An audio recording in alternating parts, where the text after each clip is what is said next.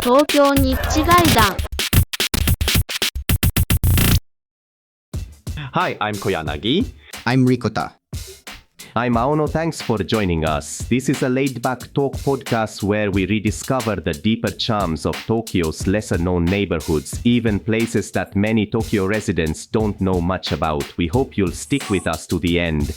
Last time we recorded Musashi Koyama as our pilot episode and edited it together. So what did you guys think after listening to the finished episode? That was actually pretty fun, wasn't it? I had a blast. How about you two, though? Hearing your own voice back can feel kind of weird, right? I'm sure you had thoughts. Yeah, definitely. But we actually did pretty well, and we went off on a million tangents. Yeah, once you start talking, all these things just come back to you. But yeah, it was a lot of fun. Okay, let's reveal the neighborhood we're talking about this time. Go ahead. 10 minutes from Shinjuku, living with the god of eyes in Arai Yakushi. That's a pretty niche pick. Maybe a little too niche. Yeah, Musashi Koyama was at least a little more familiar, but Arai Yakushi is only 10 minutes from Shinjuku. That's surprisingly close to the heart of the city, right? So is there actually a station called Arai Yakushi Station? Arai Yakushima Station. Arai Yakushima Station. On the Seibu Shinjuku line. I've never actually gotten off at that station, but I used to live in Koenji. I was there for more than 10 years. Arai Yakushi is pretty close to that whole area, right? And then one time I thought, I can get from the north exit of Koenji to Nakano without even looking at a map. And then I got completely lost and somehow ended up at Arai Yakushi. I was wandering around thinking, yes, and there's a temple here, and so this is Arai Yakushi. Then I realized I couldn't find my way back. I was almost in tears. You couldn't escape Arai Yakushi. Exactly, I couldn't get out. I was completely lost. I wandered around forever and somehow ended up near Nakano Broadway, and from there I finally made it back. That's basically all I knew about Arai Yakushi, and around then were the plum blossoms. There were plum blossoms or something blooming around there. The temple is called Baishon. That's another name for Arai Yakushi. Or actually, is that its real name? Its real name? It's called Baishon, right? Baishon. So it's not actually called Arai Yakushi? Arai Yakushi, but the temple itself is called Baishon. I guess the characters mean something like the temple where the plum blossoms shine. So plum blossom must be a thing there. That explains it. Now, there were a bunch of people too. And I remember thinking, the plums are blooming at Arai Yakushi. At that point, I was still totally relaxed. I hadn't realized I was lost yet. It's really close to Nakano. Close. People who live around Arai Yakushi probably just say Nakano when someone asks where they live, right? Yeah, if you live along the Seibu Shinjuku line, you can tell people your actual station and they still won't know where you mean. Exactly. If you ask where they live, people from Arai Yakushi usually just say Nakano. They name a place on the Cho line instead. And people from Nogata tend to say Koenji, right? Are Nogata and Arai Yakushi on the same line? Yeah, exactly. But Arai Yakushi is actually much closer to Nakano than Nogata is. The closer you are to Shinjuku, the closer the Seibu Shinjuku line is to the Chuo line. But it feels completely different from somewhere lively like Nakano, right? Yeah, they're really close.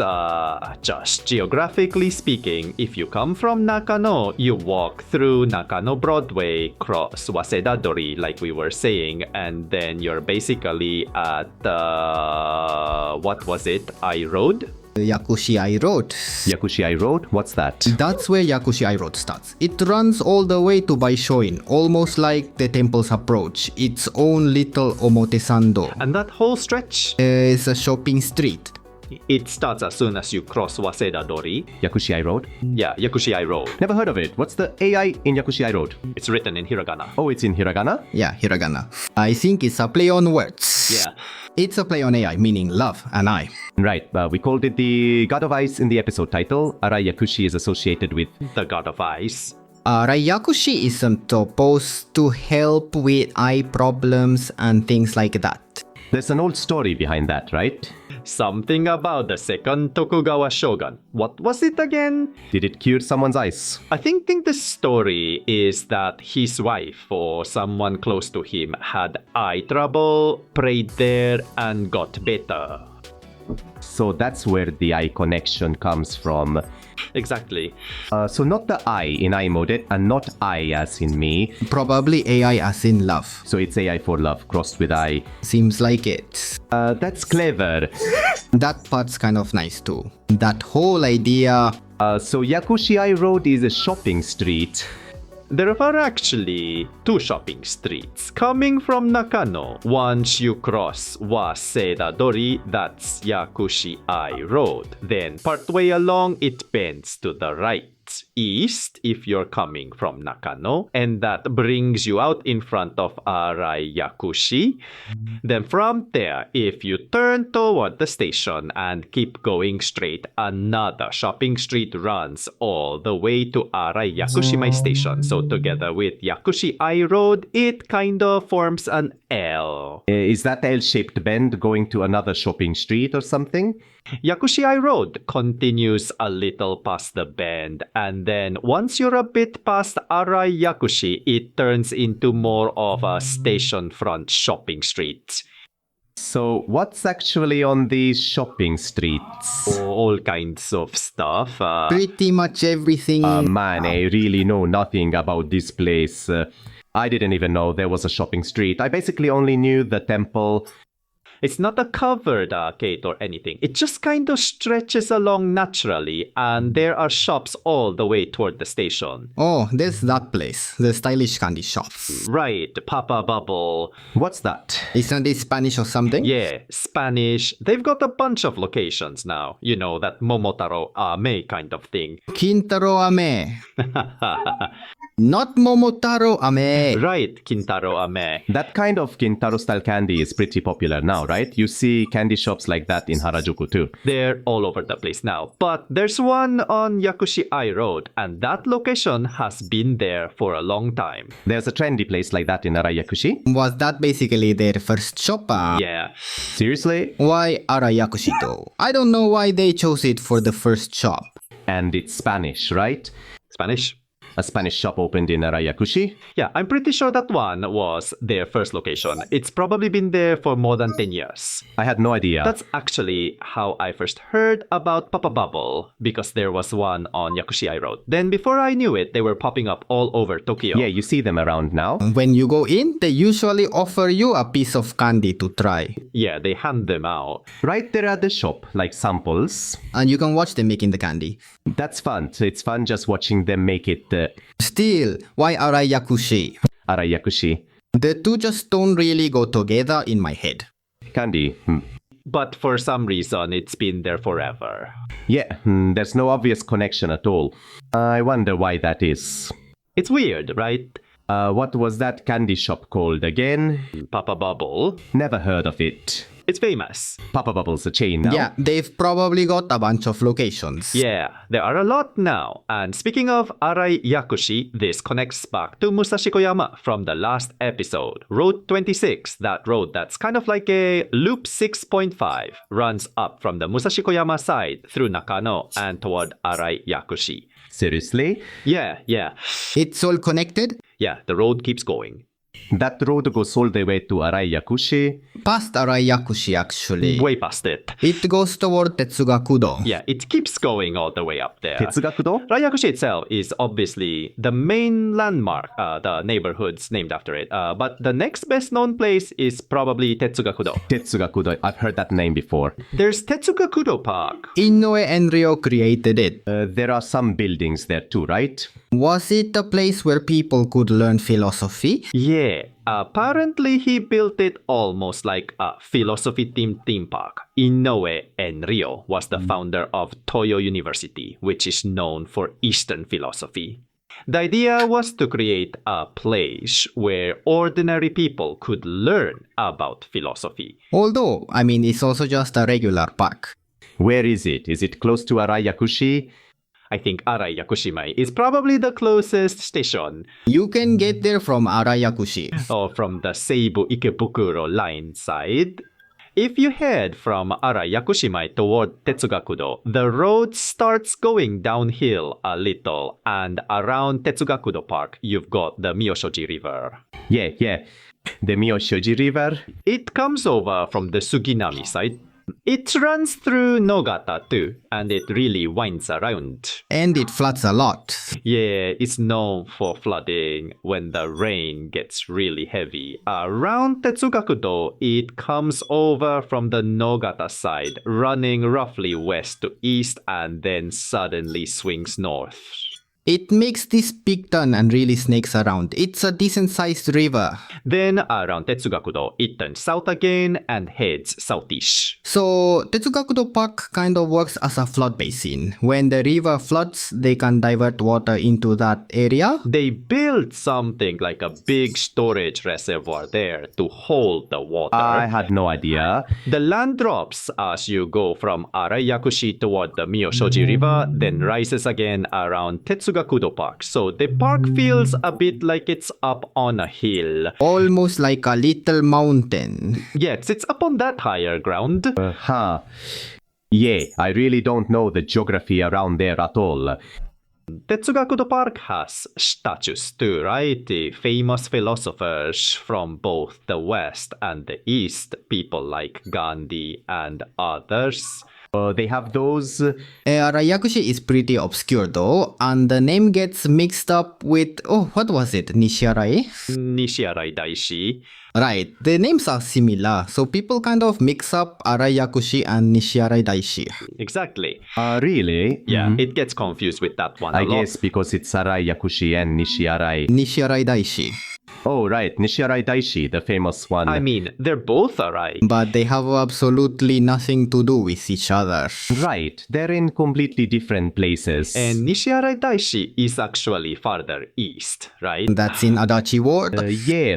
Which is funny because it's called Nishi-Arai, West Arai, but it's east of Arai Yakushi. True. Makes no sense. So what exactly is it west of? Arai is written with the characters for new well, right? Apparently the name comes from a new well that was dug there. Basically, the place was named for being near that well. So Nishiarai Daishi was west in relation to that new well. That's all it means. It has nothing to do with Arai Yakushi. That's confusing too. Very confusing. Man, I really know nothing about this area. There are places to eat too, right? Yeah. There's this place that looks like a soba shop from the outside, but inside it's a Central Asian restaurant. It actually looks like a soba shop. Yeah, because the sign literally says Kisoba, fresh soba. But inside, what country was it again? Somewhere in Central Asia, right? Yeah, I think so. You know the place. Something like Turkmenistan or Tajikistan. One of those Stan countries. What was it? Yeah, what was it again? Maybe Uzbekistan. Yeah, there's a place serving Uzbek or that general kind of Central Asian food. So they just took over the old soba shop exactly as it was? Completely. I mean, even with a takeover space, you'd usually change a little more than that. At least the scene. Exactly. The sign still literally says Kisoba, so you can tell it used to be a soba shop. There are Indian restaurants too. Is the neighborhood really that international? Not that international, but there are a fair number of places like that. What's unusual is the Indian food. In Japan, a lot of Indian curry places are the standard Indian Nepali type or more North Indian. But around Arai Yakushi, for some reason, there are more South Indian places now.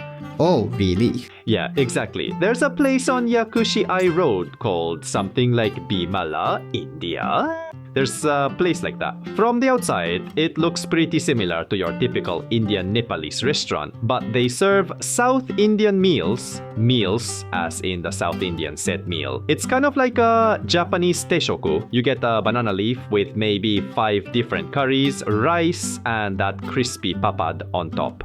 Yeah, I've seen that. And you mix it all together and eat it. That's the standard style down south, where rice is the staple. Yeah. Oh, I see. And the curries tend to be a little thinner, more rani. That's typical of South Indian curry. You don't see that as much, right? You do see more South Indian places in Tokyo these days though. Oh, really? Yeah, but for some reason, Arai Yakushi has quite a few South Indian places. I wonder why. No idea. And right in front of Arai Yakushi, there's a big Sugi pharmacy that's kind of a landmark. I wouldn't call Sugi Pharmacy a landmark. No, but hear me out. The landmark is Arai Yakushi. Yeah, but the Sugi pharmacy is huge. You can't miss it. Around that intersection, there are a bunch of places, including a kebab shop on this little triangular corner. And right on the corner, there's a famous old school Chinese place called Man Raiken. It's a classic neighborhood Chinese place. Pakusanete soto to malls. But they also have regular curry and for some reason, soba. Oh, really? I've never been. That's wild. And right next to Manreiken, there's a curry shop called Marologabawan, run by Japanese owners. They do South Indian style meals and things like that. There really is a lot going on. South Indian food, some kind of stand place, no? And there's a kebab shop too. Yeah, a kebab place. And the guy there is super friendly. It's kind of a crazy mix, isn't it? There's this whole thing where kebabs along the Cebu line are ridiculously cheap. Seriously, like 350 yen. 350 yen? Yeah, for some reason the kebabs are crazy cheap. Seriously?